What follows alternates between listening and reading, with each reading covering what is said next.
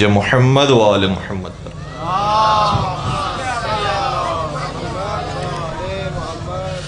اعوذ باللہ من الشیطان الرجیم بسم اللہ الرحمن الرحیم الحمد للہ رب العالمین الحمد للہ الذی هو الاول والآخر والظاہر والباطن وله الملک وله الحمد یحیی ویمیت وَيُمِيتُ وَيُحْيِي وَهُوَ حَيٌّ لَا يَمُوتُ بِيَدِهِ الْخَيْرُ وَهُوَ عَلَى كُلِّ شَيْءٍ قَدِيرٌ وَالصَّلَاةُ وَالسَّلَامُ عَلَى النَّبِيِّ الْأُمِّيِّ الْقُرَشِيِّ الْهَاشِمِيِّ الْمَكِّيِّ الْمَدَنِيِّ الْأَبْتَحِيِّ التَّهَامِيِّ الْعَبْدِ الْمُؤَيَّدِ وَالرَّسُولِ الْمُسَدَّدِ المصطفى الأمجد المحمود الأحمد حبيب إله العالمين سيدنا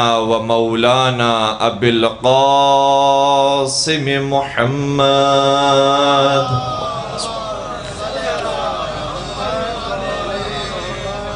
وعلى أهل بيته الطيبين الطاهرين المعصومين المظلومين الذين أذهب الله عنهم الرجس وطهرهم تطهيرا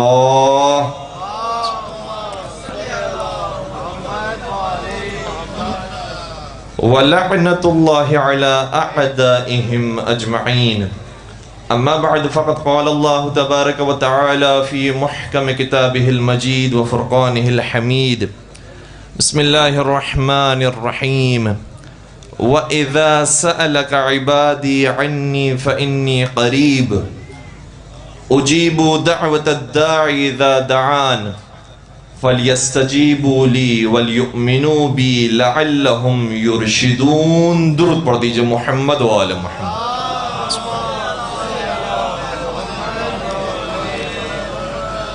عزیزان گرامی قدر، پہلے میں آپ تمام کا شکریہ ادا کرنا چاہوں گا کہ جو فرشادہ پر تشریف لائے ہیں، اور اسی طریقے سے بانیان مجلس کا بہت زیادہ مشکور ہوں کہ جنہوں نے ہمیں ایران سے بطور خاص یہاں پر مدعو کیا، اور میں آپ کا کیا شکریہ ادا کروں گا، حسین کی مادر گرامی ہوں گی جو آپ کا شکریہ ادا کرتی ہوں گی کہ شعبان کے مبارک مہینے میں بھی آپ نے ان کے لال کو یاد رکھا ہوا ہے۔ اور کسی نے کیا خوب کہا تھا کہ خوشی میں درد کی لذت نہیں تو کچھ بھی نہیں، خوشی میں درد کی لذت نہیں تو کچھ بھی نہیں، زندگی میں محبت نہیں تو کچھ بھی نہیں۔ توجہ رکھیے گا، خوشی میں درد کی لذت نہیں تو کچھ بھی نہیں، زندگی میں محبت نہیں تو کچھ بھی نہیں، بتا دیا نبی کے طویل سجدے نے، حسین تجھ سے محبت نہیں تو کچھ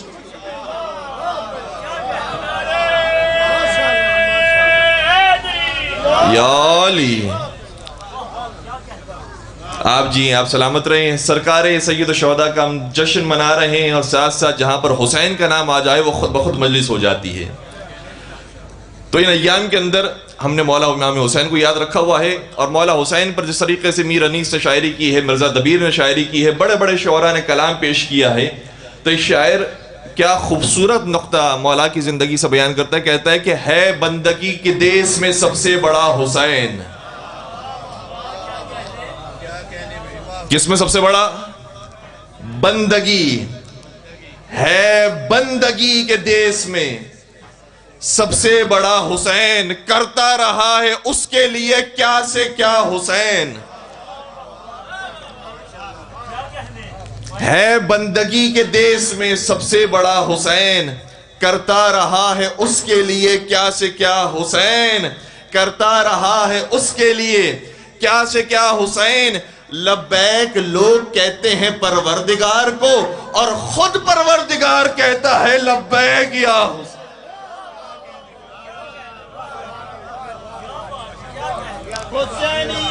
زندہ آباد، زندہ آباد، مرد آباد، مرد آباد، یا علی۔ آپ سلامت رہیں، آپ جی ہیں، اور خدا نہ خاصہ کوئی غلط فہمی میں مبتلا نہ ہو جائے۔ ہم جو آپ کی خدمت میں عرض کر رہے ہیں ممبر رسول سے عرض کر رہے ہیں، اور میں ایک چھوٹا سا ادنا سا طالب علم ہوں اس حوضے کا کہ جس کی بنیاد امام جعفر صادق علیہ السلام نے رکھی. اس لیے میں کوئی بھی بات بغیر دلیل کے آپ کی خدمت پیش نہیں کروں گا. بعض لوگ اس پر اعتراض ہوتا ہے کہ لبیک یا حسین کیوں کہتے ہیں. لبیک اگر کہا جائے تو صرف حج کے موقع پر، عمرے کے موقع پر لبیک اللہم لبیک کہا جائے. اللہ کے علاوہ کسی کو لبیک نہ کہا جائے. میں دلیل پیش کر رہا ہوں، یہ دلیل تمام مسلمانوں کی متفق کتابوں کے اندر موجود ہے کہ جو شخص پروردگار کو 10 مرتبہ یا اللہ یا اللہ یا اللہ کہہ کر پکارتا ہے تو خدا کی طرف سے آواز آتی ہے لبیک یا عبدی.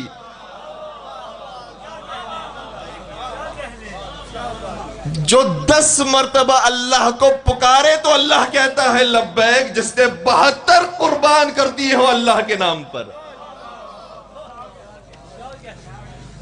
کیا خدا کی طرف سے آواز نہیں آئے گی لبیک یا حسین، لبیک یا حسین، لبیک یا حسین؟ تو مولا امام علی مقام یہ تو بہت بلند نام ہے، لیکن انہوں نے ہمیں بندگی سکھائی ہے، اطاعت سکھائی ہے. اور میں اپنے اور آپ کے امیر کائنات، امیر بیان حضرت امیر المومنین علی ابن ابی طالب علیہ السلام کا کلام پیش کر رہا ہوں. متوجہ ہیں؟ پیش کروں مولا کائنات کا کلام. فرماتے ہیں کہ الناس نائم اذا ماتوا انتبہوا. فرمایا جتنے بھی لوگ ہیں جو زندہ ہیں، تم سمجھ رہے ہو زندہ ہیں، اذا ماتوا انتبہوا، جب یہ مریں گے تو زندہ ہوں گے. اب یہ سوئے ہوئے ہیں، جب یہ مریں گے تو زندہ ہوں گے. اور بہت توجہ کی ضرورت ہے. جب انسان زندگی گزار رہا ہے تو زندگی بلا وجہ نہیں دی گئی ہے. قرآن کا کلام ہے افحسبتم انما خلقناکم عبثا وانکم الینا لا ترجعون. کیا تم یہ سمجھتے ہو کہ ہم نے تمہیں بیکار پیدا کیا ہے اور کیا تم ہماری طرف پلٹا کر نہیں لائے جاؤ گے؟ توجہ رکھیے گا. ہم اس منبر سے بات کریں تو اپنی باتیں بیان نہ کریں، وہ بات بیان کریں جو قرآن سے ہو یا اہل بیت سے ہو، کیونکہ یہی وہ 2 چیزیں ہیں کہ جو رسول اللہ چھوڑ کر گئے تھے. یا قرآن کے دامن کو پکڑ لو یا ناطق قرآن کے دامن کو پکڑ لو. کلام ہونا چاہیے تو ان دونوں کے سائے کے اندر ہونا چاہیے. تو قرآن کیا کہہ رہا ہے؟ قرآن نے شاہ فرمایا وما خلقت الجن والانس الا ليعبدون. ہم نے جنات کو اور انسانوں کو پیدا نہیں کیا ہے مگر اس لیے کہ وہ میری عبادت کریں، میری بندگی کریں، زندگی گزاریں بندگی کے ساتھ گزاریں. ابھی ہم بہت زیادہ قریب ہو گئے ہیں ماہ مبارک رمضان سے.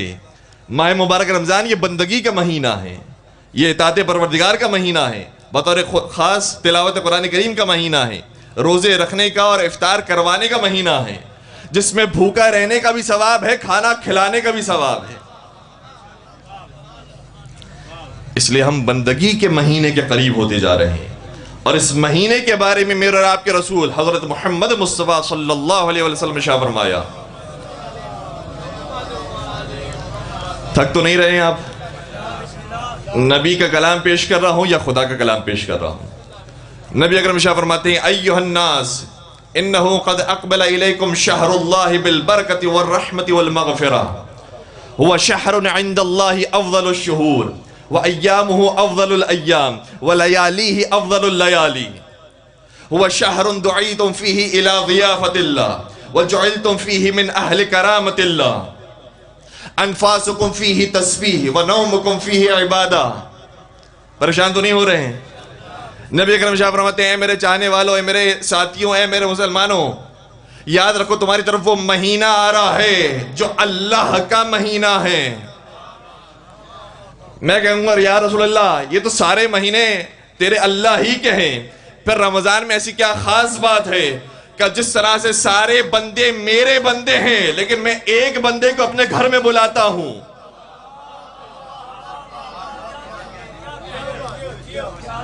اسی طرح سے یہ 12 کے 12 میرے مہینے ہیں لیکن ایک کو میں اپنی طرف نسبت دیتا ہوں. یہ میرا مہینہ ہے جو آنے والا ہے، ایسا مہینہ ہے کہ جو تمام مہینوں پر فضیلت رکھتا ہے. اس کے دن سارے دنوں پر فضیلت رکھتے ہیں، اس کی راتیں ساری راتوں پر فضیلت رکھتی ہیں. اور یہ وہ مہینہ ہے ہوا شہر دعیتم فیہ الی ضیافۃ اللہ. اس مہینے میں تمہیں اللہ نے اپنا مہمان بنایا ہے. مہمان بنایا ہے۔ میزبان کون ہے؟ اللہ میزبان ہے۔ اگر میزبان ہماری دعوتوں کا ہو، اگر ہماری تقریبوں کا ہو، تو خیال لگتا ہے کہ مہمان آئے گا تو اسے بہترین کھانا دیا جائے، اس کی بہترین ضیافت کی جائے، اس کے رہنے سہنے کا انتظام کیا جائے۔ ماشاءاللہ سے ہمیں علی حسین بھائی نے جو ایران سے یہاں پر بلایا ہے، تو ہمارے لیے ماشاءاللہ سے انہوں نے اپنی پوری کوشش کی کہ بہترین سے بہترین انتظام کیا جائے، کمرہ دیا جائے، کھانے پینے کا انتظام کیا جائے، ہمارے سامنے ایک خادم کو رکھا جائے، تو پورا انتظام کیا جاتا ہے۔ جب کسی کو دعوت دی جاتی ہے، جب ایک دنیا کا عام انسان کسی عام انسان کو دعوت دیتا ہے تو سارے پروٹوکول کے ساتھ دیتا ہے۔ جو رب العالمین خالق کائنات مصطفیٰ کے چاہنے والے کو اپنے یہاں مہمان بلائے گا تو بغیر پروٹوکول کے بلائے گا۔ سلامت رہیں۔ ساری عزتوں کا خیال رکھا گیا ہے۔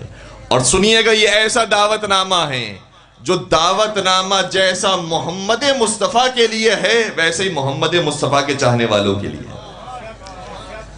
اس لیٹر کے اندر کوئی فرق نہیں ہے۔ کبھی کبھار لیٹر لکھا جاتا ہے تو دیکھ کے لکھا جاتا ہے اس کی حیثیت کتنی ہے، اس کے مطابق لیٹر لکھا جائے، بڑی حیثیت والا ہے اچھے انداز میں لکھا جائے، اچھے القابات کے ساتھ لکھا جائے۔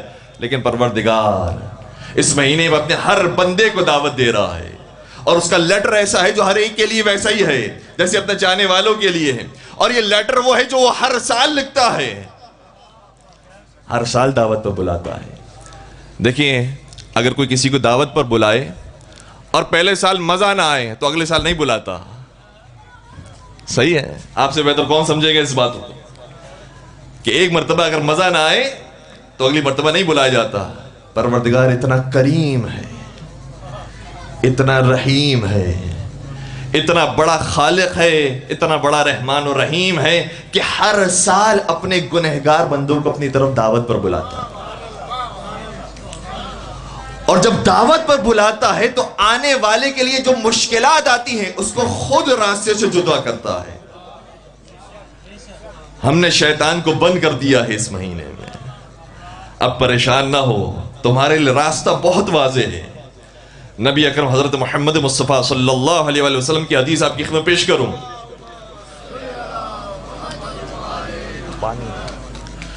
نبی اکرم شاہ فرماتے ہیں، 3 جملے بڑے قیمتی جملے ہیں کہ جس شخص نے ماہ رمضان پا لیا اور اللہ سے اپنی مغفرت نہیں کروا سکا وہ سب سے بڑا شقی ہے۔ یہ مغفرت کا مہینہ ہے، اللہ سے مغفرت نہ کروا سکا، اس سے بڑا بدقسمت انسان اور کوئی نہیں ہو سکتا۔ یہ پہلا جملہ۔ دوسرا جملہ فرمایا، اور جس کے والدین زندہ ہو اور اپنی مغفرت نہ کروا سکے اس سے بڑا اور کوئی شقی نہیں ہے۔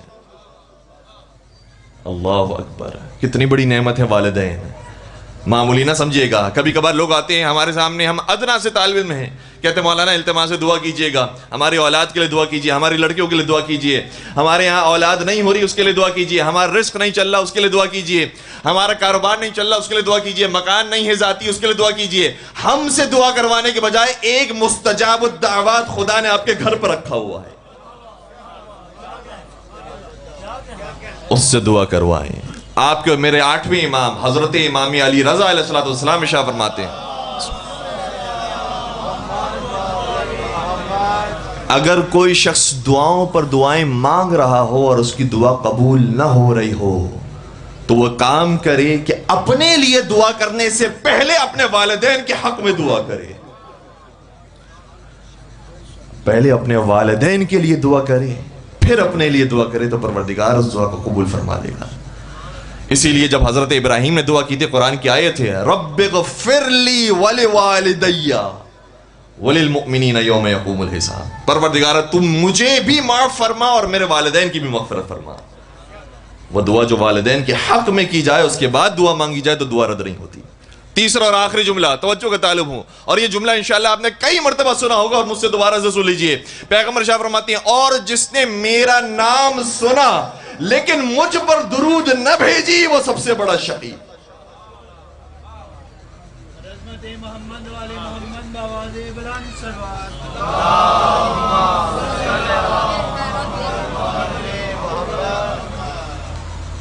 ایک مرتبہ اتنی ہی بلند آواز سے صلوات پڑھ دیجئے جتنی شان محمد و آل محمد کی بلند ہے.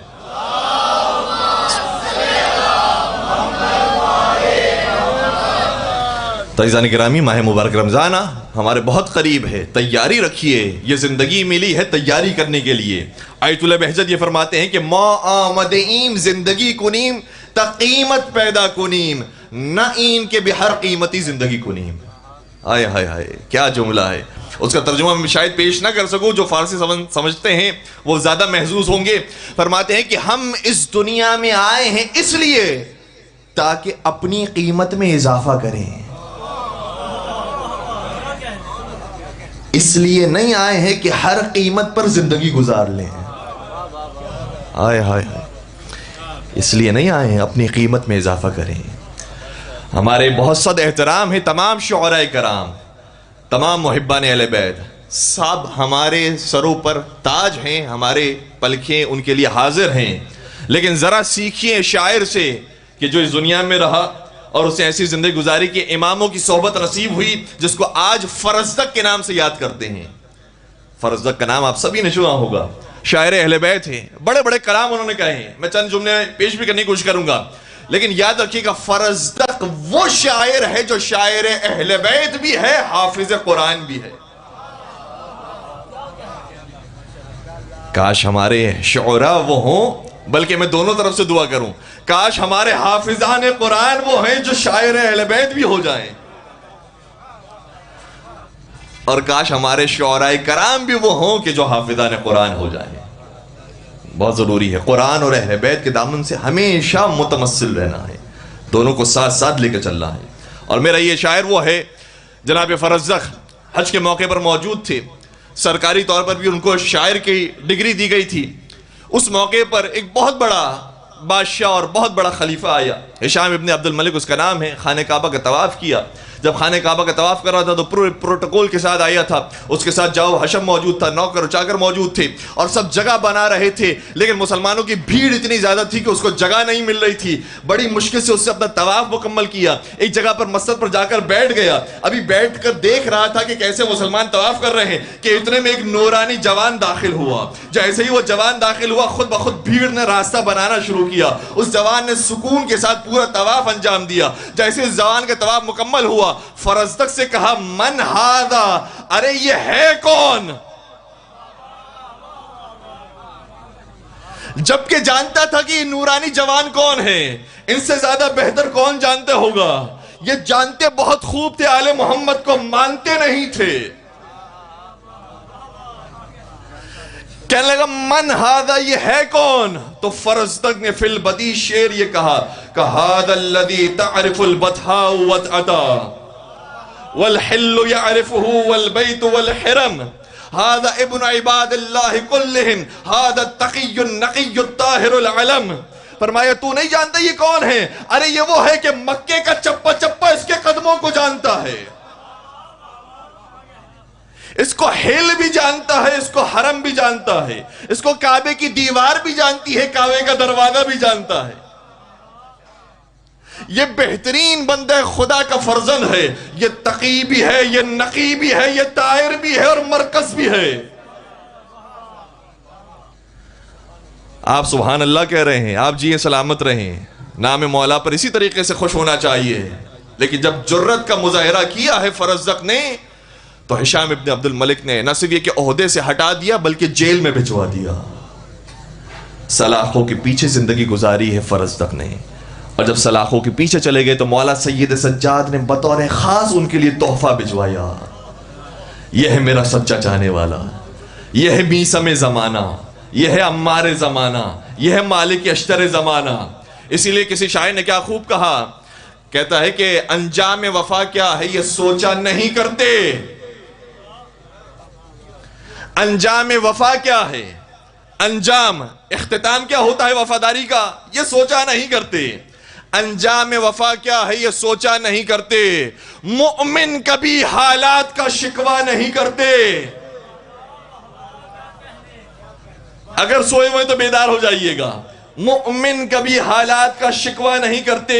یہ رسم سکھائی ہے حسین ابن علی نے، سر سجدے میں ہو تو تیروں کو دیکھا نہیں کرتے.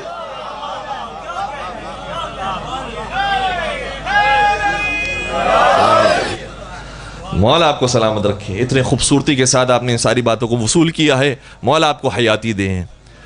یہ ہیں حقیقی معنوں میں چاہنے والے، جو میثم تمار ہیں، یہ ہے جو ابو ذر غفاری ہیں، یہ ہے جو سلمان فارسی ہے.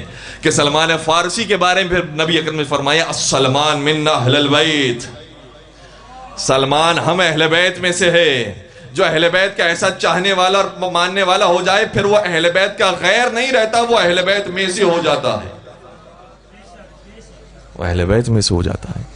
اور یہ بھی نہیں ہے کہ کوئی ہمارے حسب کا ہوگا، ہمارے نسب کا ہوگا تو پھر وہ اہل بیت میں سے ہوگا، وہ ہمارے رنگ اور ہمارے قبیلے کا ہوگا تو پھر ہمارے اہل بیت میں ہوگا. ایسا بھی نہیں ہے. میں ایک چھوٹی سی مثال آپ کی خدمت پیش کروں، اگر توجہ سن رہے ہوں تو. بڑی خطرناک بات ہے لیکن یہ ہدیہ ہے معصومین کی طرف سے ہماری طرف، اور قرآن اور اہل بیت کی متعدد باتیں اس کے اوپر دلالت کر رہی ہیں، اس لیے پیش کر رہا ہوں. اور قرآن سے میرے مولا نے دلیل دی ہے. اموی خاندان کا ایک شخص امام محمد باقر علیہ السلام کی خدمت میں آیا.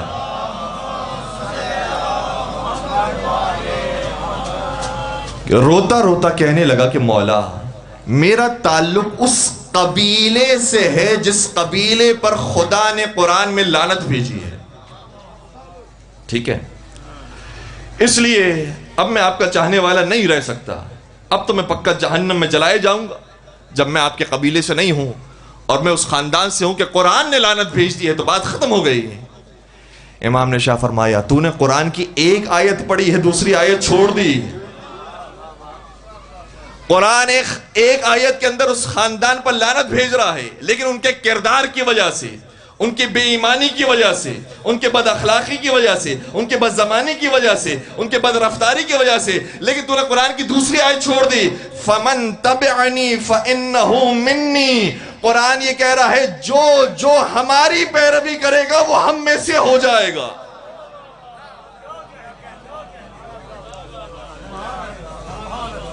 ہم یہ نہیں دیکھتے ہیں کہ تم کس قوم کے ہو، کس قبیلے کے ہو، کس رنگ کے ہو، کس نسل کے ہو. اگر تم ہماری پیروی کرنے والے ہو تو ہمارے ہو. اگر جون حسینی لشکر کے اندر آ جائے تو سیاہ فام ہے، بدن سے بدبو آتی ہے، لیکن خون ایسا جاری ہوا کہ علی اکبر کا خون اور جون کا خون مل گیا. اللہ اکبر. مولا حسین کی پیشانی پر دونوں خون موجود ہیں. اگر تم حر بن کر آئے ہو تو حسینی ہو. پھر مولا نہیں دیکھتے کہ تمہارا سابقہ کیا ہے. آ گیا وہ مہینہ کہ جو مغفرت کا مہینہ ہے، اس لیے بالکل قریب ہو جائیے. اور میں نے اپنی ذمہ داری کو سمجھتے ہوئے کچھ عرائض آپ کی خدمت بیان کیے. ایک اور جملہ کہنے کی مجھے اجازت دیجیے اور پھر میں اپنی بات کو آگے بڑھا دوں گا. نبی اکرم کا ایک اور ارشاد بھی ہے کہ یا علی مثلک فی امتی کمثل شہر رمضان فی الشہور. فرمایا کہ اے علی، جس طریقے سے ماہ رمضان تمام مہینوں پر فضیلت رکھتا ہے، یا علی مثلک فی امتی کمثل شہر رمضان، تیری مثال اس امت میں ایسے ہی ہے کہ جیسے ماہ رمضان کے مہینوں میں مثال.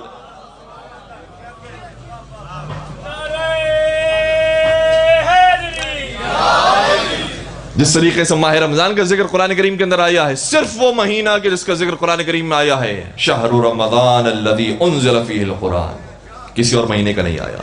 اسی طریقے سے انسانوں میں اگر کسی کی تعریف بیان ہوئی ہے تو اے علی آپ کی تعریف بیان ہوئی. کیا کہنے ہیں. اور میرا دل یہ کہتا ہے کہ شاید یہ انداز بھی اس لیے اختیار کیا ہوگا چونکہ بعض لوگ ایسے بھی ہیں کہ جنہیں ماہ رمضان سے بڑی عقیدت ہے، علی سے محبت نہیں ہے. ان کو سمجھانا تھا کہ اگر تم ماہ رمضان سے عقیدت رکھتے ہو تو علی سے بھی ویسی عقیدت رکھو. تو جس کے دل کے اندر ماہ رمضان کی محبت تھی انہیں ایسے سمجھایا، جس کے دل میں قرآن کی محبت تھی لیکن علی کی محبت نہیں تھی انہیں ایسے سمجھایا یا علی مثلک فی امتی کمثل قل هو اللہ احد فی القرآن. اے علی آپ کی اس امت میں مثال ایسی ہے جیسے پورے قرآن میں سورہ قل هو اللہ احد کی مثال ہو. قُلْ هُوَ اللَّهُ أَحَدٌ وہ واحد سورہ ہے جو 3 مرتبہ اگر کوئی پڑھ لے تو پورے قرآن کا ثواب ملتا ہے.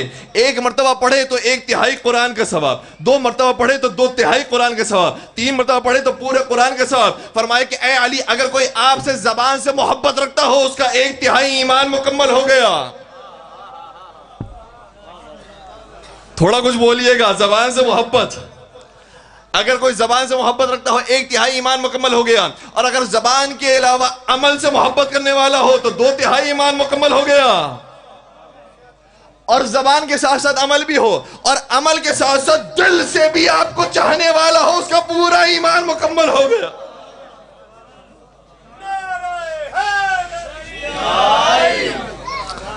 آپ جی ہیں، سلامت رہیں.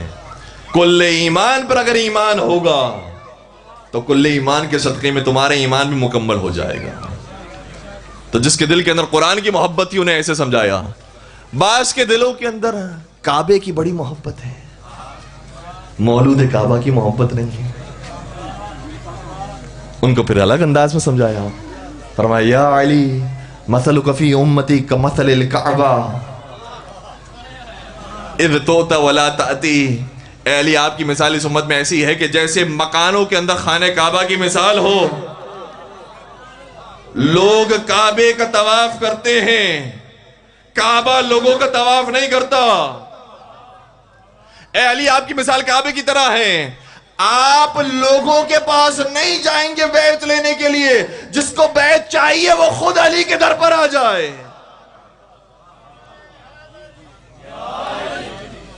سلامت رہیں آپ جی ہیں. یا علی مثلک فی امتی کمثل الکعبہ. یہ ایک مقام پر نہیں دوسرے مقام پر بھی فرمایا تھا اور آگے وجہ تبدیل کر دی. دیکھیں خانہ کعبہ کی انسان طواف کرتا ہے، جب خود جاتا ہے طواف انجام دیتا ہے، چکر لگاتا ہے، پھر واپس آ جاتا ہے. کہ علی آپ کے پاس لوگ جائیں گے، طواف کریں گے، آپ کی خدمت میں رہیں گے، آپ کی قدم بوسی کریں گے. دوسرا ایک کام ہے خانہ کعبہ کا.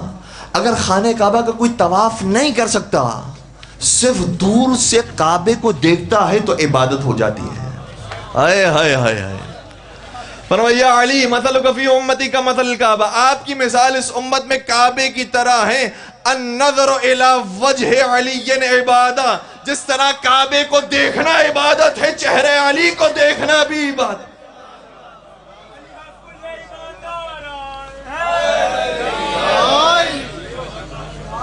علی کو دیکھنا بھی عبادت ہے.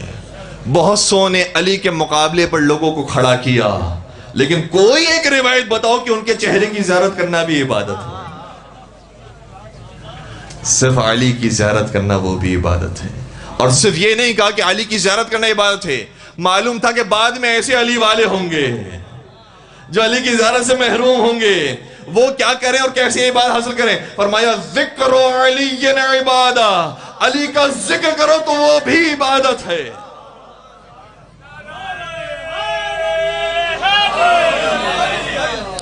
علی حق، علی حق، علی حق، علی حق.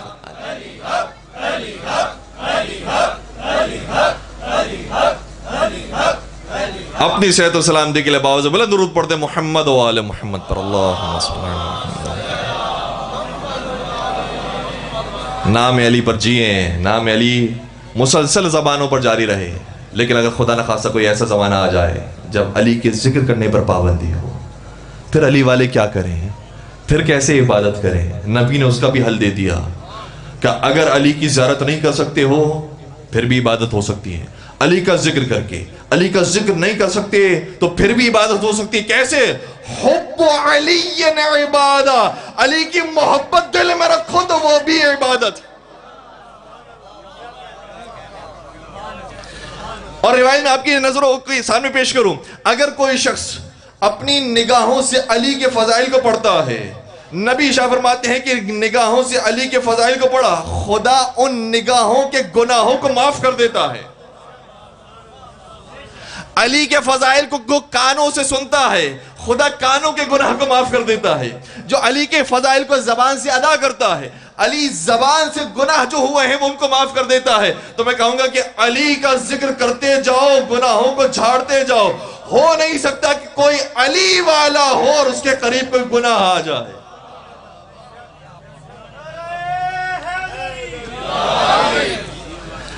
کسی شاعر نے یہ کہا تھا، فارسی زبان کا شاعر ہے، کہا کہ اگر تم علی والے ہو گئے تو تمہیں فکر کرنے کی ضرورت نہیں ہے، پھر جتنے گناہ کر لو تم جنت میں چلے جاؤ گے۔ کسی شاعر نے یہ کہہ دیا تھا، توجہ رکھیے گا، ادھوری بات سن کر نہ چلے جائیے گا، بات مکمل ہونے دیجیے گا۔ کسی شاعر نے کہا کہ تم اگر علی والے ہو تو خدا نہ خاصا گناہ ہو جائے فرق نہیں پڑتا، تم جنت میں جاؤ گے۔ اسی رات میرے مولا خواب میں تشریف لائے، کہا اپنے شعر کو ذرا تبدیل کرو، اگر تم علی والے ہو تو پھر علی والے بن کر علی سے شرم کرو اور گناہ کم انجام دو۔ آئے ہائے ہائے، جب علی والے ہو گئے ہو تو کیسا اپنا چہرہ دکھاؤ گے؟ جب اپنے باپ کے سامنے نہیں آ سکتے، اپنے بھائی کے سامنے نہیں آ سکتے، ارے اپنی اولاد کے سامنے نہیں آ سکتے، اولاد تو بہت دور کی بات ہے، اجنبی بچے کے سامنے گناہ نہیں ہو سکتا، تو علی کی موجودگی میں کیسے ہو سکتا ہے؟ میرے اور آپ کے ساتھ امام حضرت امام موسیٰ کاظم علیہ السلام ارشاد فرماتے ہیں، اگر تھک رہے ہیں تو میں بات کو مکمل کر دوں۔ ساتھ سرکار بیان فرماتے ہیں کہ ان العقلا، جو عاقل انسان ہوتا ہے، جو مومن ہوتا ہے، جو صاحب ایمان ہوتا ہے، جو صاحب فہم و فراست ہوتا ہے، وہ دنیا کے فضول کاموں کو بھی انجام نہیں دیتا، چہ برسد کہ وہ خدا کی معصیت کرے۔ اے ہائے، اس قیمتی کلام کے خریدار بڑے کم ہیں۔ وہ فضول کام کو بھی انجام نہیں دیتا، وہ مباح کاموں کو بھی انجام نہیں دیتا، وہ جائز کاموں کو بھی انجام نہیں دیتا۔ جب جائز کو انجام نہیں دیتا تو ناجائز سے تو بدطریقہ والا پرہیز کرے گا۔ ہاں، ایسے خریدار بڑے کم تھے۔ ساتویں سرکار کے زمانے میں ایک اور شخص ہے، امام کا چاہنے والا ہے، صحابی ہے، اس کا نام بھی موسیٰ ہے۔ مجالس المومنین کتاب کا نام ہے، شہید ثالث نے کتاب لکھی، قاضی نور اللہ شوستری شہید ہو گئے راہ خدا کے اندر، شہید ہو گئے نام مولا پر، انہوں نے کتاب لکھی، اس کتاب کے اندر اس واقعے کا ذکر ہے۔ موسیٰ الجون بن عبداللہ ان کا نام ہے میرے ساتھ ساتھ، مولا کا چاہنے والا۔ حاکم وقت کا زمانہ آیا، نام موجود ہے کہ کون حاکم وقت تھا، اس نے ان کو پکڑنا شروع کیا۔ جب ان کو پکڑنا اور گرفتار کرنے کے لیے افراد بھیجے گئے تو یہ روپوچ ہو گئے، نہیں پکڑے گئے۔ بالآخر وہ کام کیا جو آج کی حکومت بھی کرتی ہے کہ جب اصل آدمی نہ پکڑا جائے تو اس کے گھر والے کو پریشان کرو۔ گھر والے کو پریشان کیا گیا۔ جب گھر والوں کے اوپر بات آ گئی تو وہ اپنے آپ کو ظاہر کرتے ہیں، بادشاہ کے دربار میں آ جاتے ہیں۔ موسیٰ الجون بادشاہ وقت کے دربار میں موجود ہیں، حکم دیا گیا کہ اس کو سزا دی جائے، کوڑے لگائے جائیں۔ کتنے کوڑے لگائے گئے؟ شریعت اسلامی میں جو سب سے زیادہ کوڑے لگانے کی سزا ہے وہ 100 کوڑے ہیں۔ کتنے کوڑے؟ 100 سے زیادہ کسی کو کوڑے نہیں لگائے جا سکتے ہیں۔ 80 کوڑے اس وقت لگائے جاتے ہیں جب کسی کی شراب واضح طور پر پکڑی جائے، اس کی بھی 80 کوڑوں کی سزا ہے۔ اگر کوئی نعوذ باللہ ایک بڑا برا فعل انجام دیتا ہے تو 100 کوڑوں کی سزا ہے، اس سے زیادہ کوڑے نہیں لگا سکتے۔ لیکن اس محب اہل بیت کو اس ملعون حاکم وقت نے 1000 کوڑے لگانے کی سزا دی۔ کتنے کوڑے؟ تصور کیجئے گا 1000 کوڑے کب مکمل ہوئے ہوں گے؟ کتنی دیر تک لگتے رہے، کتنی دیر تک کھاتے رہے؟ جب 1000واں کوڑا مکمل ہو گیا تو اس عاشق علی کے چہرے پر مسکراہٹ تھی۔ پریشان پکڑنے والا ہے، پکڑے جانے والا نہیں ہے۔ کہتا ہے کہ مجھے پریشان کر دیا تو نے، تیرے چہرے پر مسکراہٹ بتا رہی ہے کہ جیسے تو بڑا عادی ہے کوڑے کھانے کا، تیری تو عادت میں ہے کہ تو بڑی اذیتیں برداشت کرتا ہے، سزائیں برداشت کرتا ہے۔ آخر ماجرا کیا ہے؟ کہ تجھے تو معلوم ہے میں بڑے ناز نخرے میں پلنے والا ہوں، میں بڑے دولت مند افراد کے ہاں رہنے والا ہوں، میرا قبیلہ بہت بڑا قبیلہ ہے، میں نے کبھی کوڑے نہیں کھائے، کبھی اذیتیں برداشت نہیں کی ہے، لیکن میں نے دیکھا ہے کہ جب باطل پر رہنے والے، جملہ ضائع نہیں کیجئے گا، جب باطل پر رہنے والے باطل کام انجام دینے کے بعد اذیتیں برداشت کر جاتے ہیں تو حق پر رہنے والا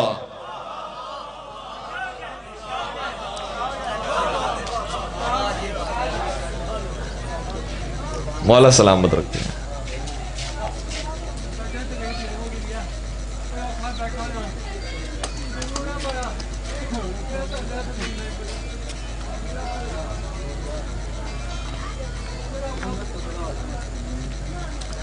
مولا سبھی کی پریشانی کو دور فرمائے. باواز بلند درود پڑھ دیجئے محمد و آل محمد پر. اللہم صل. پروردگار سبھی بھی اولاد مومن کو اولاد صالحہ نصیب فرمائے. مریضوں کو شفاء کاملہ عاجلہ عطا فرمائے. پریشان حال مومن کی پریشانی کو دور فرمائے. بات کو مکمل ہونے دیجئے گا. کہا کہ اگر باطل پر رہنے والے یہ تکلیفیں برداشت کر سکتے ہیں تو حق پر رہنے والے حق کا ساتھ دینے کے بعد یہ تکلیفیں کیوں برداشت نہیں کر سکتے؟ ہارون پریشان ہو گیا. بس میں نے جملہ کہہ دیا، بات آپ سمجھ گئے. کون پریشان ہوا، کون بلانے والا تھا. کسی نے کیا خوب بات کی کہ ظلم اب اور مزید ہو جائیں، ہمارا بچہ بچہ شہید ہو جائے. توجہ رکھیے گا، بات کو مکمل کرنے والا ہوں. ظلم اب اور مزید ہو جائیں، ہمارا بچہ بچہ شہید ہو جائے. ہم حسینی تھے، حسینی ہیں، حسینی ہی رہیں گے، چاہے سارا زمانہ یزید ہو جائے. نام مولا پر بلندتر صلوات پڑھ دیجئے محمد والا. مولا سلامت رکھیں. تو جب حق کا ساتھ دینے والے ہیں، پریشانیاں آئیں گی اس زمانے کے اندر، لیکن پریشانیوں پر ثابت قدم رہنا ہے. یہ میرے مولا نے سکھایا ہے، اہل بیت کا یہ دیا وہ درس ہے. بس عزیزوں، ہم جس مولا کا ذکر کر رہے ہیں اس مولا کی شان اتنی عظیم ہے. کسی نے کیا خوب کہا کہ جہاں میں ہے یہی چرچا حسین زندہ باد، جہاں میں ہے یہی چرچا حسین زندہ باد. ذرے ذرے پہ ہے لکھا حسین زندہ باد، ذرے ذرے پہ ہے لکھا حسین زندہ باد. اب اس سے بڑھ کر شکست یزید کی کیا ہوگی؟ اب اس سے بڑھ کر شکست یزید کی کیا ہوگی؟ کہے یزید کا بیٹا حسین زندہ.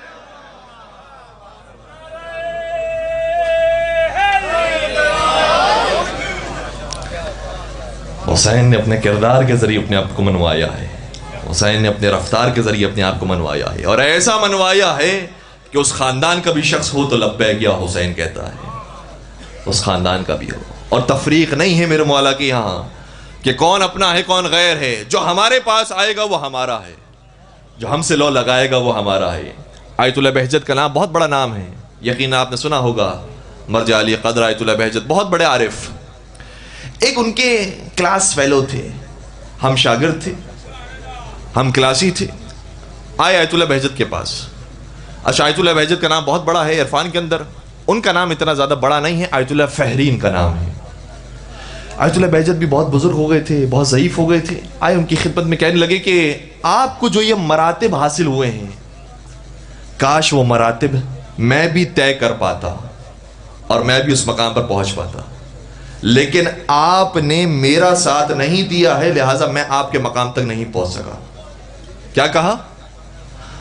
آپ نے میرا ساتھ نہیں دیا، اس لیے میں آپ کے مقام تک نہیں پہنچ پایا. یہ جملے سنتے ہی آیت اللہ بہجت رونے لگے. کہا میں نے ساتھ نہیں دیا؟ کہا کہ ہاں، آپ کے ساتھ میں درس میں شریک تھا، آپ کے ساتھ میں کلاسوں میں جایا کرتا تھا، آپ کے ساتھ میں کتابیں پڑھا کرتا تھا، لیکن آپ کو راستہ معلوم تھا، اس لیے آپ نے راستہ طے کیا، عرفان کی منازل کو تک پہنچ گئے، اور آپ نے میرے دامن کو نہیں پکڑا، آپ نے میرے ہاتھ کو نہیں پکڑا، آپ نے مجھے آگے تک نہیں پہنچایا. جب اس سے یہ جملے کہے، آیت اللہ بہجت کے بیٹے کہتے ہیں کہ میرے بابا کی آنکھوں میں آنسو آ گئے. کہا کہ اب مجھ سے کیا چاہتے ہو؟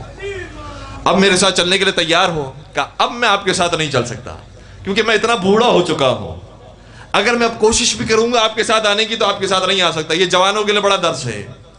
جتنی عبادت کرنی ہے، جتنی ریاضت کرنی ہے، جتنی معنویت حاصل کرنی ہے، جوانی میں حاصل کر لو.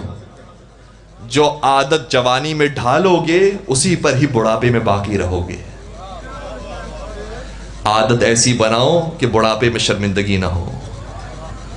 کہا اب اگر میں آپ کے ساتھ آنا بھی چاہوں تو نہیں آ سکتا. کہا پھر مجھ سے کیا چاہتے ہو، میں کیا کروں؟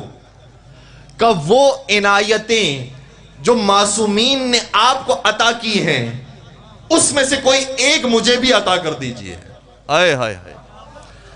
اگر سو رہے ہیں تو میں بھی آپ سے خداحافظی کہوں گا، اگر بیدار ہیں تو باواز بلند ایک مرتبہ مل کے صلوات پڑھ دیجئے محمد و آل محمد.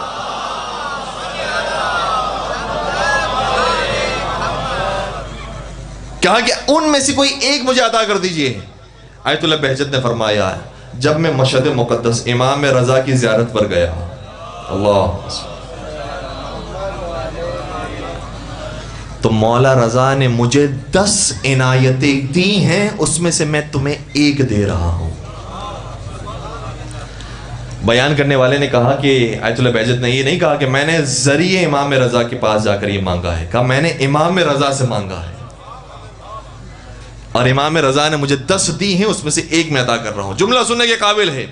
فرمایا امام رضا نے مجھ سے یہ کہا کہ مگر می شود، مگر امکان دارد کہ کسی از ما پناہ بگیرت و ما بہش پناہ ندیم، کیا ایسا ممکن ہو سکتا ہے کہ کوئی ہم سے لو لگائے اور ہم سے پناہ مانگے اور ہم اسے پناہ نہ دیں؟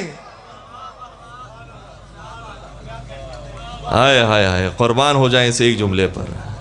کیا ہو سکتا ہے ایسے کہ کوئی ہم سے مانگے اور ہم عطا نہ کریں؟ اے امام رضا، ہم آپ سے مانگنے کے لیے آئے ہیں، اور ہم کیا دنیا کا ہر شخص جو آپ کی معرفت رکھتا ہے آپ سے مانگنے کے لیے آیا ہے؟ مولا حسین کے در پر آئے ہیں، آپ سے مانگنے کے لیے آئے ہیں۔ بی بی زینب سلام اللہ علیہا، اللہم صلی علی محمد وآل محمد وعجل فرجہ، خود بی بی اتنی بڑی شخصیت ہے، یہ نہیں دیکھتی کہ کون اپنا ہے کون پرایا ہے، اگر بی بی سے لو لگایا ہے تو بی بی عطا فرماتی۔ بڑے بڑے واقعات ہیں، بس میں ایک واقعے کا ذکر کروں گا اور بات کو مکمل کر دوں گا۔ ایک یہودی ایران کا رہنے والا ہے، شہر بروجرد سے اس کا تعلق ہے، جہاں سے آیت اللہ بروجردی کا بھی تعلق تھا، اسی شہر سے اس یہودی کا تعلق ہے۔ خود ڈاکٹر ہے لیکن بے اولاد تھا، اولاد کی نعمت سے محروم تھا۔ بڑے بڑے ڈاکٹروں کے پاس جا کر علاج کروایا، جو خود کو میڈیکل معلوم تھی اس طرح سے عمل کیا، لیکن اولاد نہیں ہوتی تھی۔ جب مایوس ہو گیا تو مختلف شادیاں کی اور اولاد کی کوشش کی، لیکن اولاد نہیں ہو سکی۔ جان لیا کہ میں بے اولاد ہوں، اسی طرح سے مجھے زندگی گزارنی ہے، میرا کوئی میراث لینے والا نہیں ہوگا، میرا کوئی وارث نہیں ہوگا۔ بڑا پریشان ہوا۔ جب پریشان تھا تو اسی شہر کے اندر کسی محب اہل بیت سے ملاقات ہوئی۔ اس محب اہل بیت نے کہا کہ شام میں ایک بی بی ہے جو ہر حاجت کو پوری کرتی ہے، خود مصائب کی ماری ہیں، ام المصائب ہیں، لیکن اگر اپنی مصیبت لے کر جاؤ گے تو وہ مصیبت پوری کریں گی۔ اس بی بی کے پاس جاؤ، جیسے ہی مانگو کہ عطا ہوگا۔ یہ کہتا ہے کہ میں تو اب تک دشمنی رکھتا رہا ان سے، ان کے نانا سے، میں تو دشمنی رکھتا رہا ان کے بابا سے، میں تو اس خاندان سے دشمنی رکھتا رہا ہوں، کیا مجھے بھی عطا کریں گی؟ کہ اس گھرانے کی ایک کیفیت ہے کہ دشمن بھی آ جائے ان کے در پر اس کی بھی جھولی بھرتے ہیں۔ جاؤ مانگ کر دیکھو۔ یہ شام گیا، عالیہ مخدرہ کا واسطہ دیا، اور واسطہ دینے کے بعد پروردگار سے مانگا۔ جیسے ہی پروردگار سے مانگا، 3 مہینے نہیں گزرے تھے، میڈیکل ٹیسٹ ہوا، اور میڈیکل ٹیسٹ کے اندر رپورٹ یہ آئی کہ تیری اولاد ہونے والی ہے۔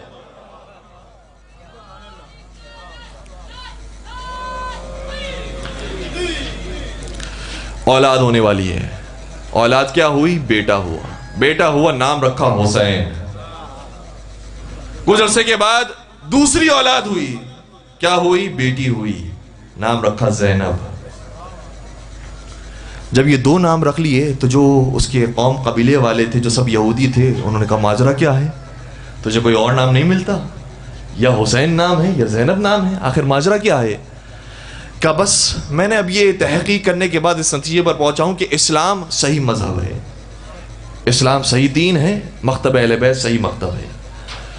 کہ اپنی ریسرچ کو میں نے پیش کیا، اپنی اسٹڈی کو پیش کیا ان کے سامنے، انہوں نے تسلیم نہیں کیا اور نہیں مانا، یہاں تک کہ میں نے سارے دلائل کو پیش کر کے اپنی بات ختم کر دی، انہوں نے نہیں مانا۔ پھر میں نے اپنے اس واقعے کو بیان کیا کہ تمہیں معلوم تھا کہ میں بے اولاد تھا، میں نے مختلف شادیاں کی تب بھی مجھے اولاد نہیں ملی ہے، معلوم ہے اب میں کیسے صاحب اولاد بنا ہوں؟ میں علی کی پاک بیٹی کا واسطہ لے کر خدا کی بارگاہ میں گیا ہوں تو 2 اولاد مجھے نصیب ہوئی ہے۔ اس کے بعد جیسے ہی جملے مکمل نہ ہوئے تھے کہ سارا خاندان جو پہلے تک یہودی تھا، زبان پر یہ جملے آئے، اشہد ان لا الہ الا اللہ واشہد ان محمد رسول اللہ واشہد ان علی ولی اللہ۔ میں گواہی دیتا ہوں کہ اللہ کے علاوہ کوئی معبود نہیں، محمد مصطفیٰ اللہ کے رسول ہیں، اور علی مرتضی اللہ کے ولی اور رسول کے وصی ہیں۔ نعرہ حیدری، سوالک نعرہ حیدری، حیدری بر محمد و آل محمد صلوات۔ بس عزیزوں، جن پاک دروں سے ہم وابستہ ہیں ان کے در کو نہ چھوڑنا۔ वरना दर बदर की ठोकरें मिलेंगी। इनके दर से वाबस्ता रहना। हुसैन का दर हो, शहजादी का दर हो, इस दर से बेहतर कोई दर नहीं है, इस घर से बेहतर कोई घर नहीं है। इनसे पकड़ लो, इनसे वाबस्ता हो जाओ। बस अजीज़ो, उन पाक बीबी का, उन पाक हस्तियों का मैंने जिक्र आपके सामने कर दिया है कि जिनके जितने बड़े फ़ज़ाइल हैं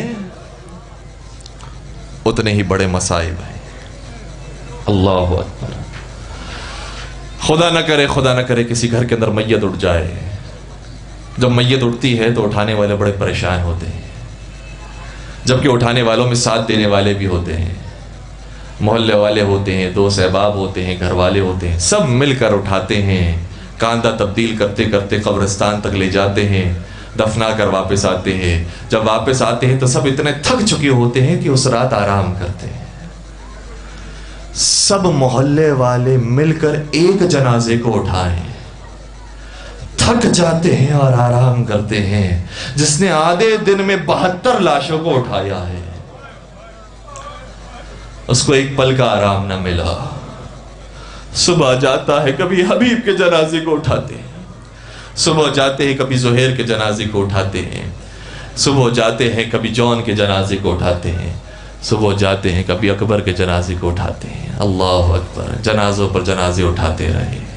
और जब खुद उस पाक शहजादे का जनाजा जमीन पर आया तो कोई उठाने वाला नहीं था। अजरकुम अल्लाह। नाम मौला पर आवाज को बुलंद कर दीजिएगा, बीबी आपसे राजी हो जाए। आए मौला, मैं कौन सी मुसीबत बयान करूं?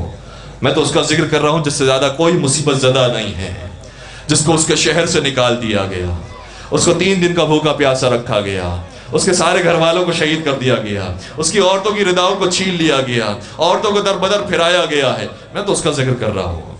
मौला किस मुसीबत को याद करो। हाँ आज़ादारो, मुसीबतें बहुत ज़्यादा हैं, लेकिन एक आलिम सोच रहा था कि हुसैन की मुसीबतें ज़्यादा हैं या बीबी की मुसीबतें ज़्यादा हैं। समझ नहीं आया, मौला हुसैन की मुसीबतें ज़्यादा हैं या उनकी ख़ाहर गिरामी की मुसीबतें ज़्यादा हैं। सोचने लगा, मौला की ये मुसीबत है, मौला की ये मुसीबत है, मौला की ये मुसीबत है, बीबी की ये मुसीबत है, बीबी की ये मुसीबत है, बीबी की ये मुसीबत है। सुनेंगे आखिर में किस नतीजे पर पहुंचा?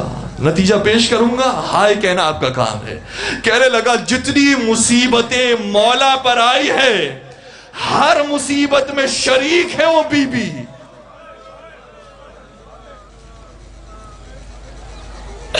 लेकिन जो मुसीबतें बीबी पर आई है, उन मुसीबतों में कोई उसका शरीक नहीं। अजरकुम अल्लाह, अजरकुम अल्लाह।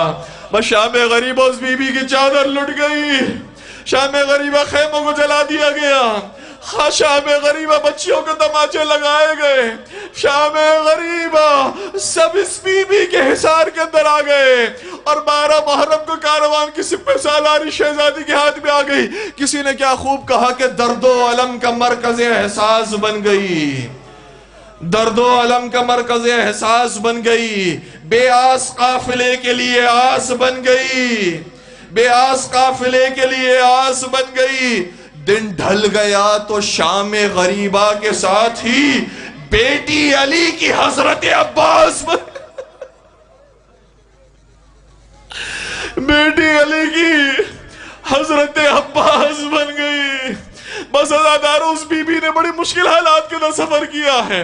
खुदा न करे किसी घर की इस खातून के साथ कोई ऐसा मंजर पेश आए, बदमाशों का मजमा हो, ले जाने वाला आवाज़ कसरा हो, दरबार में ले जाया जाए।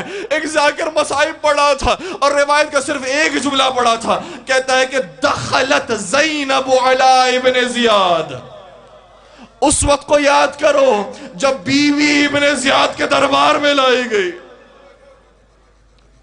कुछ हाय कह दे, कुछ बीबी के मादर गिरामी पर मरहम आ जाए। का उस वक्त को याद करो जब उस मलून ने अपने दरबार में मुखद्दरा को बुलाया, सबने गिरिया किया, आवाजों को बुलंद किया। दूसरा जुमला कहने वाला था, एक मुजतहिद खड़े हुए, कहा पहले जुमले का तो हक अदा करने दे। पहले तूने क्या कह दिया? तुझे मालूम भी है कौन सी बीबी किसके दरबार में? अरे वो کبھی اپنی چار دیواری کے اندر بھی نہ دیکھا تھا، اس کی آوازوں کا نہ سنا تھا، وہ مفسر قرآن بی بی، وہ مخدرہ موسمہ بی بی، وہ معصومہ عالیہ بی بی، اس کو بے مخنا و چادر سروں کے ساتھ بچیوں کے ہمراہ کوڑے اور تازیانہ مارتے مارتے شرابی کے دربار اجرکم علی اللہ، اجرکم علی اللہ۔ اگر آپ تھک چکے ہیں تو میں یہاں سے خدا سے کہہ رہا ہوں، اور اگر سننا چاہتے ہیں تو ایک اور فقرہ پیش کرنا چاہتا ہوں۔ اگر اس بی بی کی مصیبتیں محسوس کر سکے، اس کے بعد آئیں گے ذکر اہل بیت کو بیان کرنے والے، مصائب مخدرہ کو بیان کرنے والے آئیں گے انشاءاللہ، آپ اس پر بھی گریہ کیجئے گا۔ ایک اور جملہ بیان کرنا چاہتا ہوں، بی بی نے اس سفر کے اندر ایک جملہ خود اپنے بھائی حسین کے سر اقدس کو دیکھ کر فرمایا۔ اللہ اکبر، ایسا جملہ ہے قیامت کا، میں کیسے پیش کروں آپ کے سامنے۔ محسوس یہ ہوتا ہے اس جملے سے کہ جیسے بی بی کو معلوم تھا کیا کیا مصیبتیں آنے والی ہیں۔ بھیا مجھے معلوم تھا میری چادر لٹ جائے گی، بھیا مجھے معلوم تھا مجھے گھر گھر پھرایا جائے گا، شہر شہر پھرایا جائے گا، بھیا مجھے معلوم تھا تازیانے لگائے جائیں گے، لیکن بھیا مجھے ایک چیز نہیں معلوم تھی۔ بیان فرمایا بی بی نے، ما توہمت ھذا یا شقیق فؤادی، اے میرے دل کی ٹھنڈک، مجھے کبھی یہ گمان بھی نہ تھا کہ بھائی تجھ سے میری ایسے بھی ملاقات ہوگی کہ ایک طرف تیرا کٹا ہوا سر ہوگا، دوسری طرف میرا کھلا۔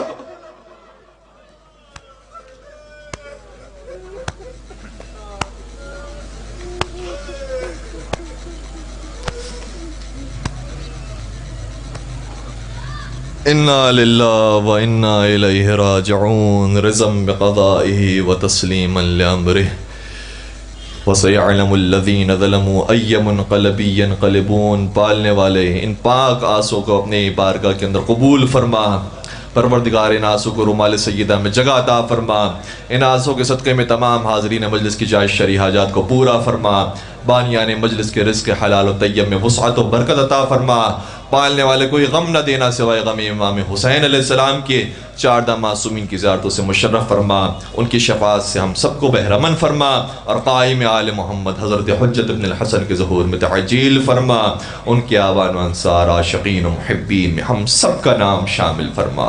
ربنا تقبل منا انک انت السمیع العلیم وتب علینا انک انت التواب الرحیم برحمتک یا ارحم الراحمین۔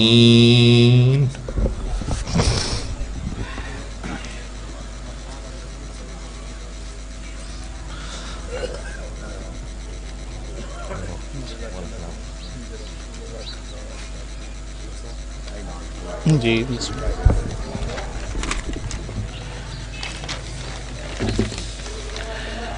یہ تھے علامہ تقی مہدوی صاحب، جو درسگاہ امام حسین علیہ السلام ایک حقیقی معلم کا کردار ادا کر رہے تھے۔ قبل اس کے کہ اس بزم کے اگلے مدہ آپ سے خطاب فرمائیں، یہ ایک اعلان سماعت فرمائیں۔ 19 مارچ بروز اتوار، مطلب کہ جو کل آنے والا دن ہے، سندرپور بدر میں مجلس عام منعقد ہوگی، جس میں علامہ سید ریاض حسین رضوی، سید شہنشاہ عباس نقوی، سید علی نقی نقوی، سید قمر عباس شرازی، ذاکر اہل بیت علی عمران جعفری صاحب جو ابھی آپ سے خطاب فرمائیں گے، ذاکر اہل بیت عالم عباس بھٹی، اور بھی کافی زیادہ ذاکرین خطاب فرمائیں گے۔ تمام مومنین و مومنات سے شرکت کی استدعا ہے۔ 14 مئی کو ڈونگرپور میں سالانہ مجلس عام منعقد ہوگی، تمام مومنین سے شرکت کی استدعا ہے۔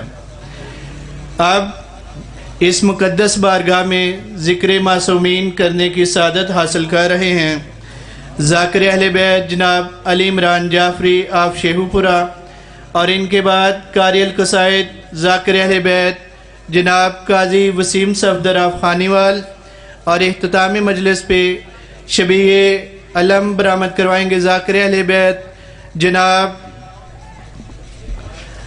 علی رضا کھوکھر آپ سرگودا، اور معروف نوحہ خان جناب آبا ناصر صاحب اپنے محسوس انداز میں نوحہ خانی کریں گے۔ تمام مومنین سے گزارش ہے کے اختتام تک مجلس اعزا میں شرکت کریں۔